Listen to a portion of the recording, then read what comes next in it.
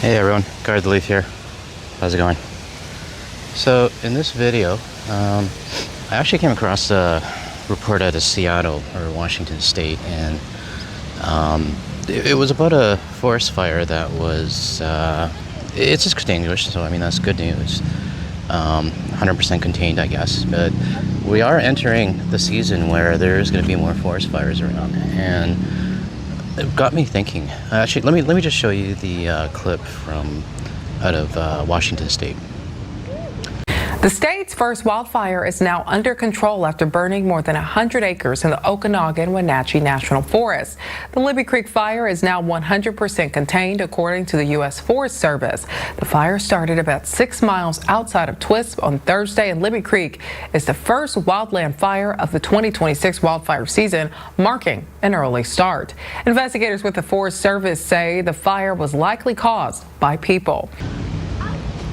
All right, so now that you saw the clip, I mean, you know, this is like the first one I've seen this year so far, and it's definitely not going to be the last one. So, oh crap, I'm really bad at this. Let me show you guys where I am. I am at a park called Dessa Park City. It's a residential area. There's lots of foreigners here, and I think this is as close to water as I'm going to be getting here. But yeah, I just thought I would do a little bit of a walk and talk video. And one of the things that kind of basically, with these fire or forest fires coming up, you know, it's going to happen. I mean, there's no doubt about that. But my question is that if these forest fires start to affect both of our countries like it did last year, I think a lot of you remember what happened last year in Los Angeles. And if you don't remember what happened in Los Angeles, let me just pause here. I'll show a clip that was from last year. So let me just show you the story. You know, you could probably see him here as he comes down, and he'll just drag on the ocean. Yeah, and picking up all that water. I want to say they pick up over 3,000 gallons, I believe. It's amazing what they're doing and the work that they're doing so quickly to battle this blaze. All right, Tony, thank you so much. Please stand by, because right now we are going let's just watch this for a moment, though, because this is pretty incredible how quickly all that water was gathered, right? And they're going to just go right back up that hill. Yeah, and the precision and the experience that these pilots, these firefighter pilots have, it's really incredible what conditions they're fighting against right now. They're able to fly despite the wind gusts up at that high elevation, nearing 60 miles an hour. Yeah. So this is really incredible work that they're doing. I'm so grateful for them to be here right now. Let's watch this. All right, so now that you're reminded of what we did to help Los Angeles and the Pacific Palisades, my question is, if this happens again, do we help them again this year?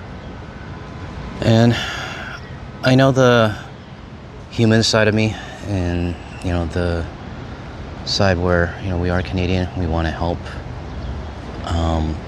That side of me says, yeah, you know, I think we have to.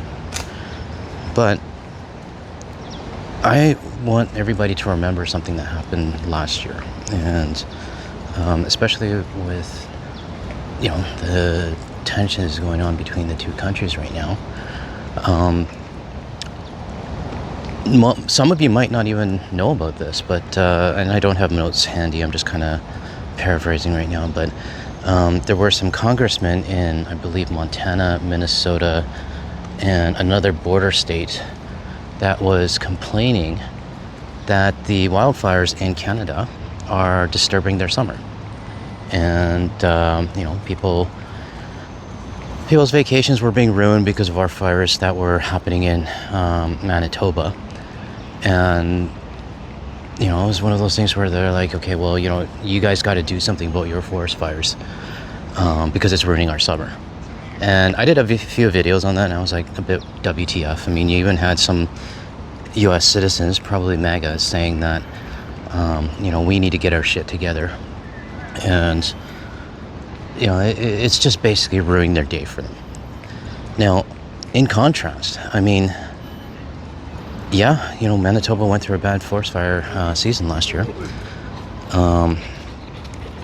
And I believe, if I remember correctly, there were firefighters from Australia that actually flew up to Canada to help. So I think that happened, and if it did, I really appreciate, Australia helping us out. But it just, I think we're going to hear more of this this year. I mean, especially, I think the West Coast didn't really have too much of a winter this year, which means that it's going to be a lot drier and a lot more drought. So I guess my question to everybody is, if there's another forest fire in, say, Los Angeles, or another one somewhere in, say, Washington, do you think Canadians should go in to help them like what we did last year? Now, that's a question I'm asking everybody. What my thought on it is it's two sides again. And, I know some people are just going to be like, screw the U.S. And we shouldn't help them at all. And trust me, I feel that way as well. But on the other hand as well, is it very Canadian of us to say no? I mean, obviously, yeah, there's politics involved, and, the people that we might be helping to save their home might have voted Republican. You just never know, right? And I feel weird about that. I mean, I don't know how I feel about firefighters helping mega farms or homes being saved when they're the ones that voted to basically have our country be annexed. It's a weird dynamic, I know. I'm gonna see if there's turtles here. There used to be, last time I was here about a couple of weeks ago, there were turtles here. Yeah, and I know it says stay clear, but I'm just checking. No turtles today. But yeah, like my question is do we help them, or do we just tell them to go screw off and go find their own firefighters and water? I don't know.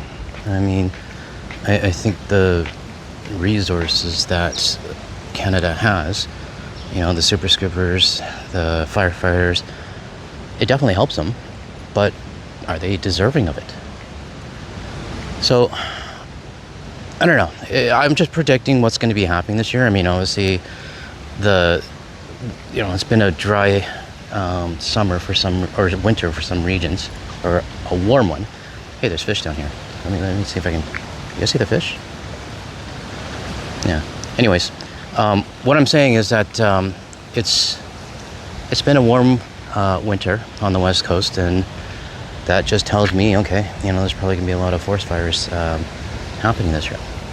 And I don't know. I think the moral side of me wants me to help, but the side of me that doesn't want me to help is remembering when Montana, Minnesota, and I think another state as well basically just said, your fires in your country are screwing up our summers. And it's not something you really expect from a friend, or a quote unquote friend. It's kind of like a dick move, to be honest. So, yeah, I mean, I guess for me, I mean, it really kind of, I'm indifferent if we do help them or if we don't. That's, I guess, as polite as I can say it. And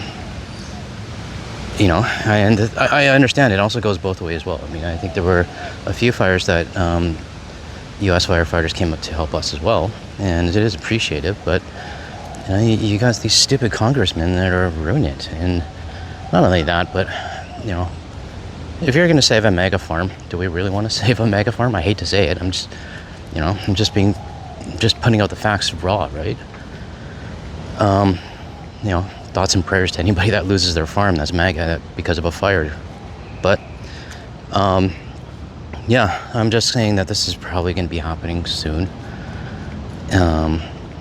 There's a lot of things that are, lately I've been kind of just really thinking about what we went through last year, and I want to make sure that people don't forget this kind of stuff, because it's easy to forget. I mean, I didn't even know about this.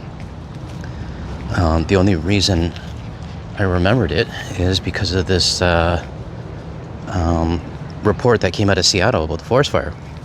And then, it just brought back my memory of, what the congressman said about the fires in Manitoba. So, yeah, I'm kind of interested to see what everybody feels about this. I know some people are going to be like, screw their fires, they're on their own.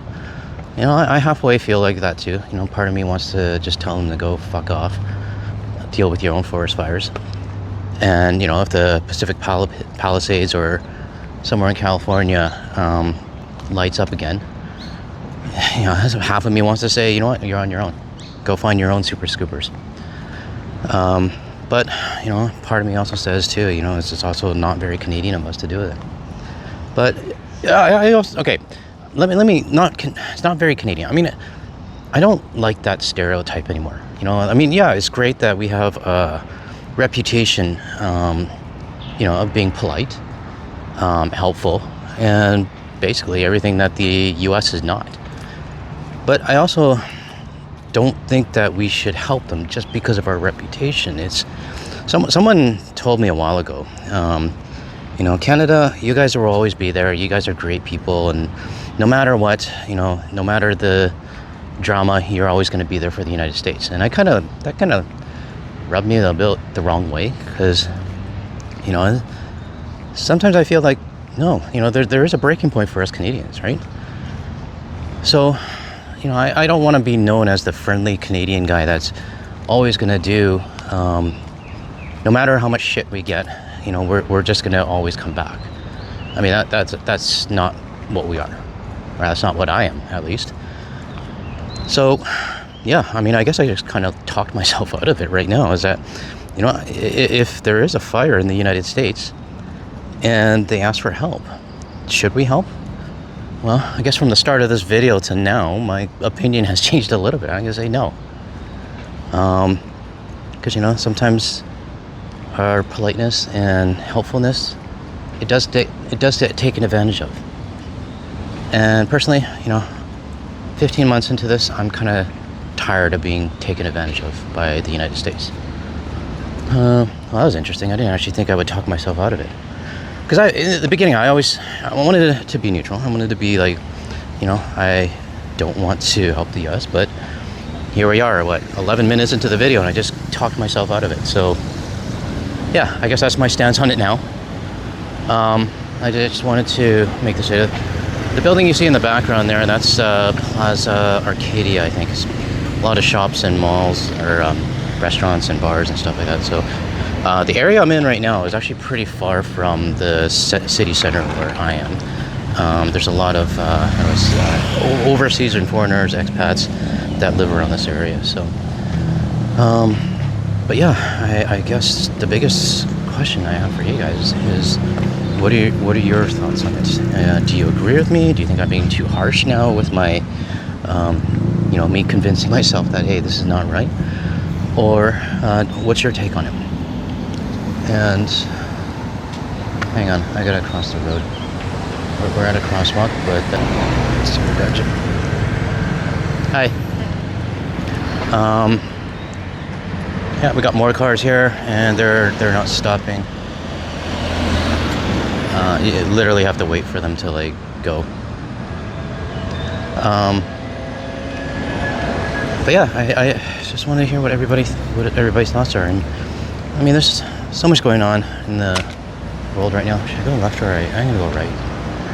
And I'm just kind of giving everybody a warning that, hey, we're starting to get into the warmer seasons now, and when it comes to forest fires and sharing resources across the borders, I mean, who knows? Maybe if the United States has another hurricane again, whether it's at the levels of Katrina or any others that devastated the parts of the United States. The question is, do we help them? So let me know your thoughts in the comments below. Yeah, kind of curious to hear what you guys are thinking about it. All right, I'm going to try to find myself a coffee. I am needing a coffee right now. It is 33 degrees, humid, And one thing I learned about Malaysia is no matter where you are, even if it's sunny when you leave your home or whatever, you always got to bring one of these. This is my umbrella. I'm actually smart this time. I brought an umbrella because last few times I've been, it's been sunny like this, and all of a sudden it just gets dark really fast, and it's dumping. And I've been stuck under bus stops and shelters and under an overpass trying to stay dry. So I can feel that it is probably starting to, when it gets more humid, you can kind of tell that it's going to rain pretty soon. So I'm going to try to see if I can get some cover again. All right, that's it for this walking and talking video. I think I'm starting to get a little bit more comfortable with it. So hopefully you guys got some value out of this. Thanks very much, everyone.